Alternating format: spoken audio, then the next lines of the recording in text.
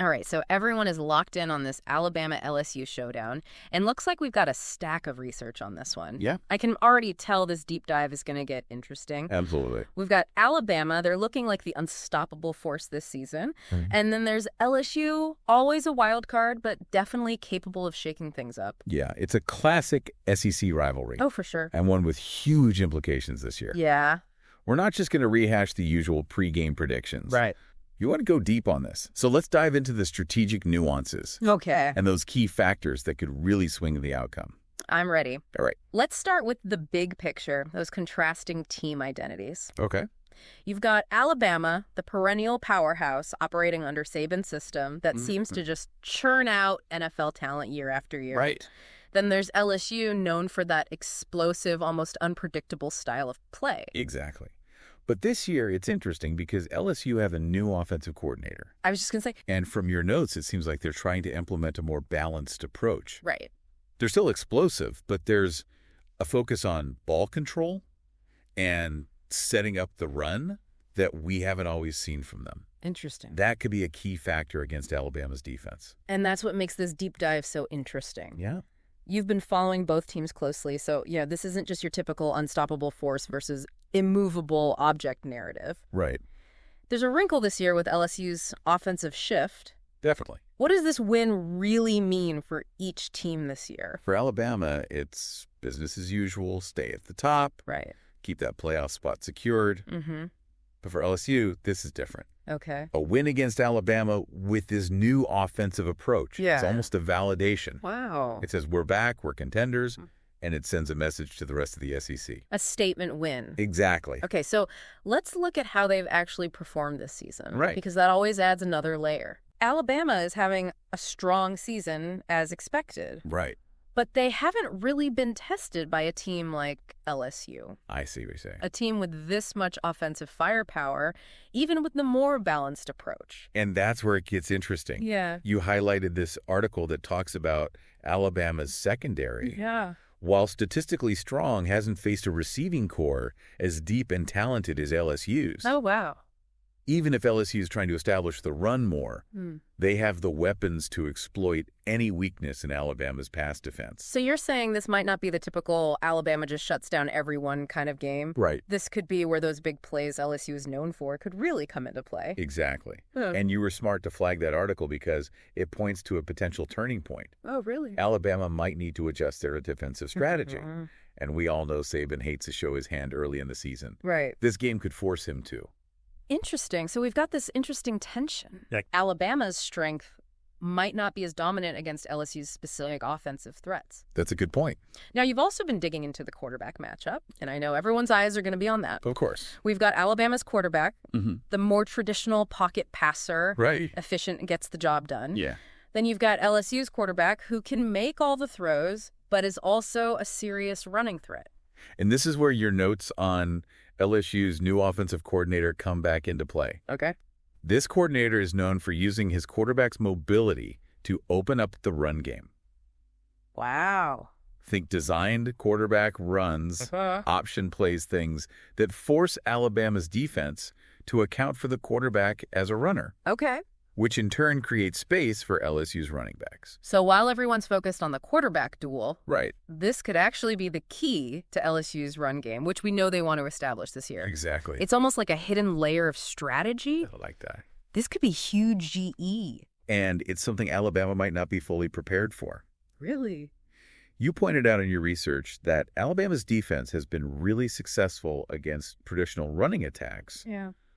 but they haven't faced many quarterbacks who are true running threats this season, So that could be a problem for them. potentially. Okay, let's pause here for a second because this is where it gets really interesting for you. Okay. You flagged this article about Alabama's linebacker, right? Yeah. He's coming off an injury, and you're wondering if he'll be 100% for this game. Big question mark. How do you think his health could impact Alabama's ability to contain LSU's quarterback, especially on those designed runs? That's a great question, and it's something I'm really going to be watching for. Yeah.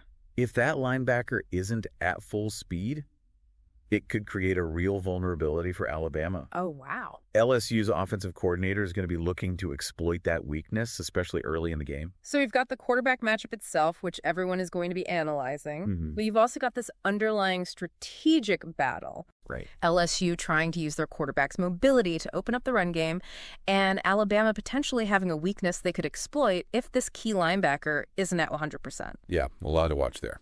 Now let's talk about the wide receiver versus secondary matchup, because this is where things could get explosive. Right, let's do it. You highlighted LSU's receiving core, and for good reason. Yeah. They are incredibly talented and deep. No doubt. But on the flip side, you also flagged this article that breaks down Alabama's secondary and their ability to limit big plays. Yeah. They're disciplined, they don't get fooled easily, and they're excellent tacklers. A tough matchup, for sure. So how do you see this playing out? Well, LSU has the weapons to potentially torch any secondary, right. but Alabama is known for shutting down even the best receivers. Yeah. This feels like a true clash of styles. This is where your deep dive comes in handy, because you provided us with insights we wouldn't get from just watching ESPN. Glad to hear it. You pointed out that LSU's new offensive coordinator loves to use bunch formations and pick plays to get his receivers open. That did.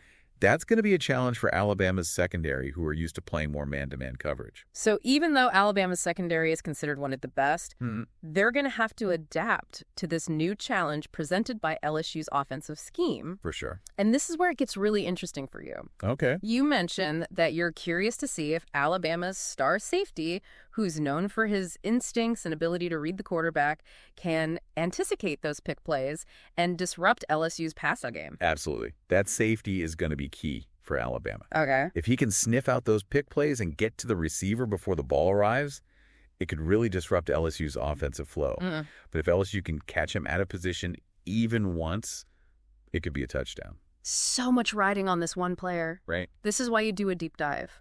Yeah. You get those inside scoops that make watching the game even more exciting.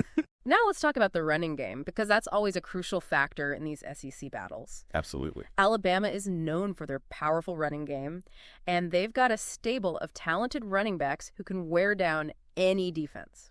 And LSU's defense has been a bit susceptible to the run this year. Oh, really? You even highlighted a stat in one of your articles that shows they're giving up an average of over 4 yards per carry. Yeah. That's something Alabama's definitely going to try to exploit. But here's the twist. Okay. You also noted that LSU's defensive coordinator is known for being aggressive, especially against the run. He likes to bring extra defenders into the box, which can create chaos and disrupt the offensive line's blocking schemes. That's right.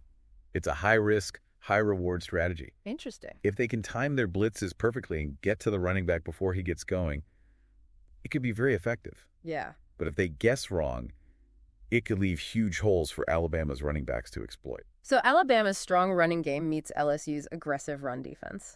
It's almost like a game of chicken. I like that analogy. Do they blitz and risk giving up a big play, or do they play it safe and try to contain Alabama's running backs? And remember, this ties back to what we talked about earlier. What's that? If LSU can force Alabama into obvious passing situations by being aggressive against the run, it might play right into their hands. Oh, I see. They want to test that Alabama secondary. Okay, before we move on to predicted game plans, let's recap what we've uncovered so far. Right. Alabama, while favored, might be facing a tougher matchup than people realize. Potentially. LSU's new offensive scheme and their deep receiving core could exploit Alabama's secondary, especially if that key linebacker isn't at 100%. Right. On the other hand, LSU's run defense, while aggressive, could be vulnerable to Alabama's powerful running attack. That's right. And don't forget the strategic battle within the quarterback matchup. Oh, yeah, that's a good one. LSU wants to use their quarterback's running ability to open up the run game, while Alabama will be looking to contain him and force him into predictable passing situations. A lot of layers to this one. You've got layers upon layers of intrigue here. This is why we do deep dives. Exactly. It's not just about the surface level analysis. Right. It's about uncovering those hidden narratives, those strategic wrinkles that make watching the game that much more exciting. I love it. Me too. You've really done your homework on this matchup. I'm impressed with the connections you're making between your sources. Well, thanks. It's clear you're not just passively reading, you're actively thinking about how these different pieces fit together. Well, that's what makes this so fun for me. I love getting into the nitty-gritty of these games. Yeah. Trying to understand not just what's happening on the field, but why it's happening. Right. And you're right, those connections are where the real insights come from. We'll be back after a quick break. Hey there. Welcome to Good Advice Giver. First, we want to start by saying a massive thank you for tuning in today. Whether you're a long-time listener or you're joining us for the first time, we're truly grateful to have you here. We know you've got a lot of options when it comes to podcasts, so the fact that you're spending your time with us means the world. So thank you. That's right. We're excited to have you with us because here on Good Advice Giver, we cover just about everything. Whether you're interested in sports, relationships, sex, money, finances, business, digital marketing, music, education, movies, comedy, or something else entirely, we've got it all. No topic is off limits here, and we dive deep into real, meaningful conversations that matter. We've also got a mix of male and female hosts, so you're always getting a well-rounded perspective on every topic we cover, from business strategies to personal development, from car shopping to digital products like affiliate marketing. We bring a little bit of everything to the table. Our goal is to offer advice, insights, and some laughs along the way to make sure you feel welcome and engaged, no matter what brought you here. And it doesn't stop there. We're not just about giving great advice, we're about action. On this podcast, we even sell products and services we believe in, from affiliate marketing opportunities to cars and more. So whether you're looking to boost your business or find practical ways to improve your everyday life, you're in the right place. As always, we want you to stay connected with us.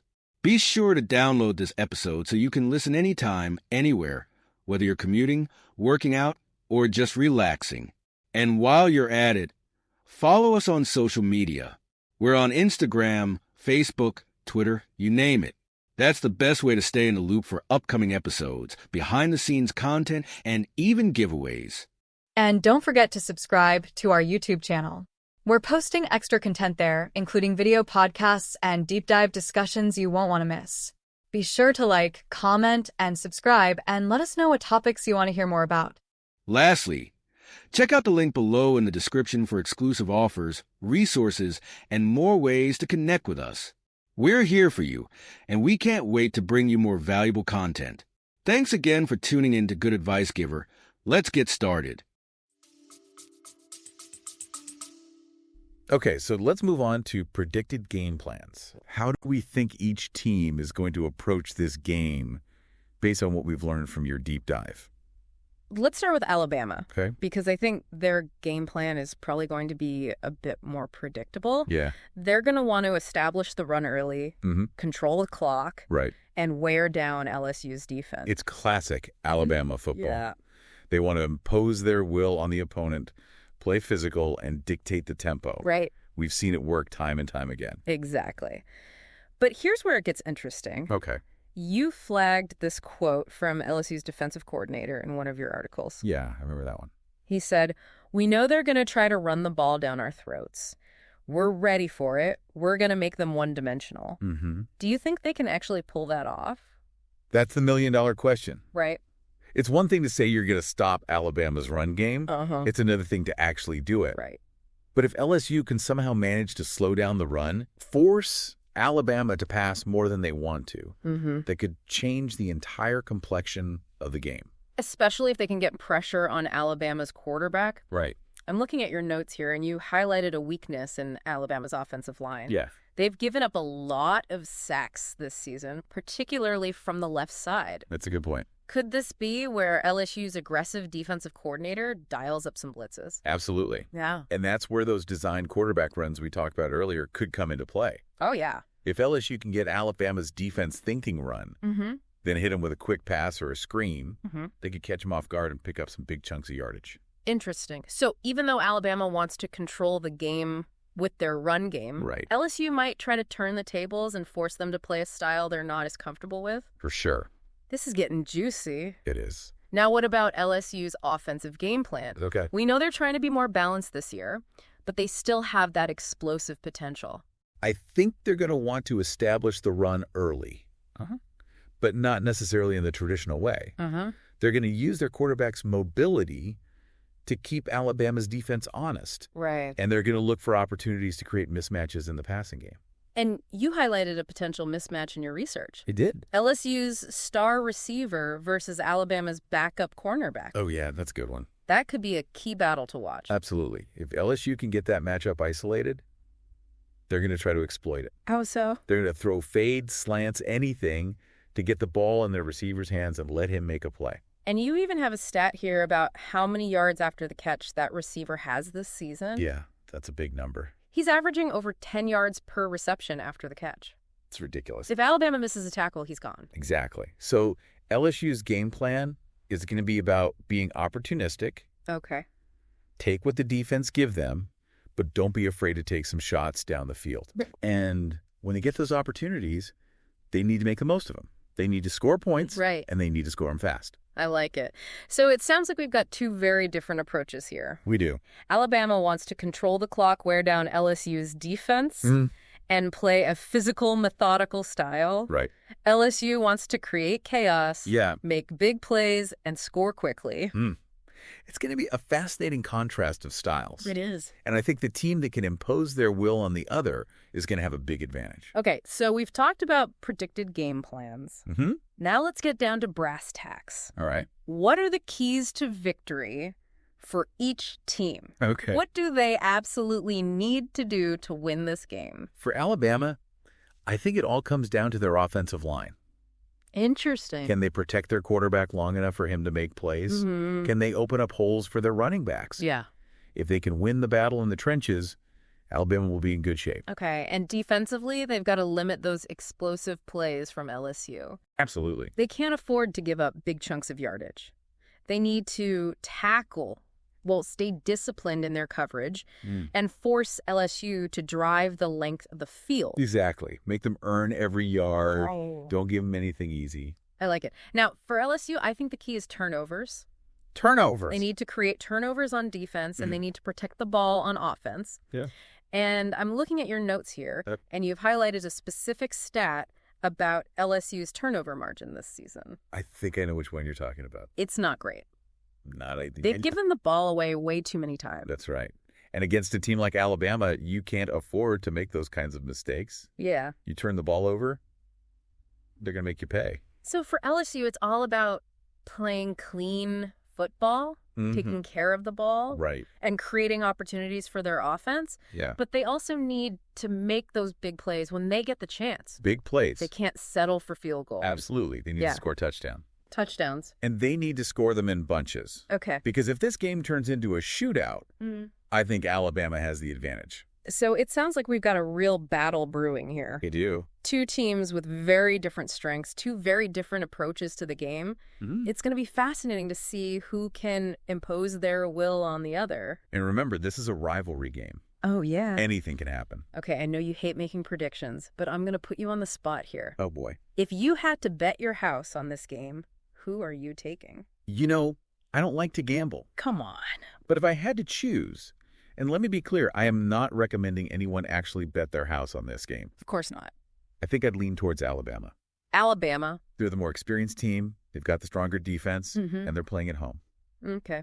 But you're not ruling out an LSU upset. Definitely not. Yeah. LSU has the talent to beat anyone in the country on any given day. For sure. And in a rivalry game like this, emotions run high. Anything can happen. Okay. But to answer your question directly, I'd say Alabama. Alabama. But don't be surprised if LSU pulls off the upset. All right, so we've analyzed the teams, the matchups, the game plans, the keys to victory, and even gotten a very hesitant prediction. That's right. But before we wrap up, I want to take a step back and talk about the bigger picture. What do you mean? Well, this game is about more than just a win or a loss. It's about the tradition, the rivalry, the history between these two programs. You're absolutely right. Yeah. This is one of the most storied rivalries in college football. It goes back decades. Wow. And there have been so many classic games, so many memorable moments. It's the kind of rivalry that defines a conference, Right. shapes the landscape of the sport. And it's a rivalry that seems to always deliver. It does. The games are always close, always intense, always full of drama. And this year's game is no different. You've got two highly ranked teams, both with national championship aspirations. Right. The stakes are incredibly high. So while we've been focused on the X's and O's, the tactical analysis we can't forget about, the intangible factors, the passion, the intensity, the pride that these players and coaches have. Those are the things that make this rivalry so special. Exactly. It's about more than just football. It's about the history, the tradition, the bragging rights. It's about the fans, the alumni, the entire communities that rally around these teams. And I think we're in for another classic chapter in this rivalry. Well, I think so. A game that will be remembered for years to come. So to everyone listening, get ready, buckle up. This is Alabama versus LSU. Wow. And it's going to be epic. We've talked a lot about the coaches and the schemes and the big picture stuff. Right. But at the end of the day, these games are won and lost by the players on the field. You're absolutely right. It's those individual battles, those moments of brilliance that often decide the outcome. And you've highlighted some key matchups in your research that you're particularly excited to see. We've got future NFL stars on both sides of the ball. Yeah. Guys who are hungry to prove themselves on this national stage. A big stage. It's almost like a game within the game. Right. Those personal duels that add another layer of intrigue. The one that really jumps out at me is the battle between Alabama's left tackle and LSU's star defensive end. Okay. You've got two of the most physically dominant players in college football. Wow. Going head-to-head on every single play. And you pointed out that Alabama's left tackle has been struggling a bit this season. He has. He's given up a few sacks and he's had some penalties. Mm-hmm. This could be a huge opportunity for LSU's defensive end to make a statement. Especially since LSU's defensive coordinator loves to bring pressure from the edge. Right. If that defensive end can get a consistent pass rush, it could disrupt Alabama's entire offense. But on the flip side, if Alabama's left tackle can hold his own, it could give their quarterback the time he needs to pick apart LSU's secondary. Right. And that leads us to another individual matchup you were really excited about. Yeah. LSU slot receiver versus Alabama's nickel cornerback. This one is interesting because it's a battle of speed versus instincts. Okay. LSU's receiver is lightning fast, one of the quickest players in the country. Yeah, I've seen his highlights. But Alabama's cornerback is known for his intelligence and his ability to anticipate routes. So it's a classic chess match. It is. The receiver is going to try to use his speed to create separation, Right. while the cornerback is going to try to outsmart him and be in the right position to make a play on the ball. And you mentioned that this cornerback has a knack for making big plays. He's had a couple of interceptions this season, including a pick six. Exactly. So while this matchup might not get as much attention as the battle in the trenches, it could have just as big an impact on the game. And that's what I love about these deep dives. You discover these hidden gems, these under-the-radar matchups that could be just as exciting as the main event. And sometimes it's those unsung heroes. Yeah. Those players who don't get all the headlines, right, who make the biggest difference in these games. You're so right. Think about a special teams play, a clutch interception, a blocked kick. Those moments can completely swing the momentum of a game. Absolutely. And they often come from players you might not even know the names of. And that's what makes this rivalry so unpredictable. Yeah. You've got two teams loaded with talent, but you also have those individual matchups, those moments of uncertainty that make it impossible to know for sure what's going to happen. And let's not forget about the coaching matchup. Oh, yeah, the coaches. We've got two of the best coaches in the country going head-to-head. Two legends. Both with multiple national championships under their belts. This is where your deep dive on the coaches really comes into play. I tried to do my best. You've uncovered some interesting insights into their philosophies, their tendencies, their approaches to these big games. Alabama's coach is known for his attention to detail. Right. His disciplined approach, his ability to make adjustments throughout the game. He's not going to panic. He's not going to get rattled. I've seen it all. He's going to trust his system, trust his players, and make the necessary changes to put his team in a position to win. LSU's coach, he's a bit more of a gambler. Oh, really? He's not afraid to take risks to go for it on fourth down. Oh. To call trick plays. He wants to keep the opponent guessing, keep them off balance. And he's not afraid to show some emotion on the sideline. He's going to be fired up. He's going to be motivating his players. Right. He's going to be trying to create that energy and momentum that can be so crucial in a rivalry game like this. So we've got the tactical battle on the field. Yeah. But we've also got this psychological battle between the coaches. I like it. Who can outsmart the other? Who can make the better adjustments? Who can motivate their players to perform at their highest level? And, sometimes those coaching decisions, Yeah. those little adjustments can be the difference between winning and losing. Well, I, for one, am ready for the unexpected. Me too. I'm ready for those jaw-dropping plays to know. Those moments that make you jump out of your seat. I'm ready for the passion, the intensity, the drama that only a rivalry like this can deliver. Me too. And I think everyone listening is ready for it too. This is what college football is all about. Exactly. The rivalries, the traditions, the moments that become part of the fabric of the sport. And this Alabama-LSU matchup, it's one of those rivalries that transcends the game itself. It does. It's a cultural phenomenon, a clash of styles, a battle for bragging rights that extends far beyond the football field. It's a rivalry that brings people together, sparks debates, creates memories that last a lifetime. So to everyone listening, get ready for a special one. Get ready for a game that will be talked about for years to come, because this is Alabama versus LSU, and it's going to be epic. And remember, while we've discussed all these factors and potential scenarios, nothing is certain in a rivalry like this. Right. The beauty of it is that it often defies predictions and expectations. That's the question, isn't it? Can LSU shock the world? Can they pull off the upset? We'll have to wait and see. But one thing's for sure, this is going to be a game you won't want to miss. Soak it all in. Enjoy the atmosphere, the energy, the passion, and let's see what unfolds in this latest chapter of one of college football's greatest rivalries.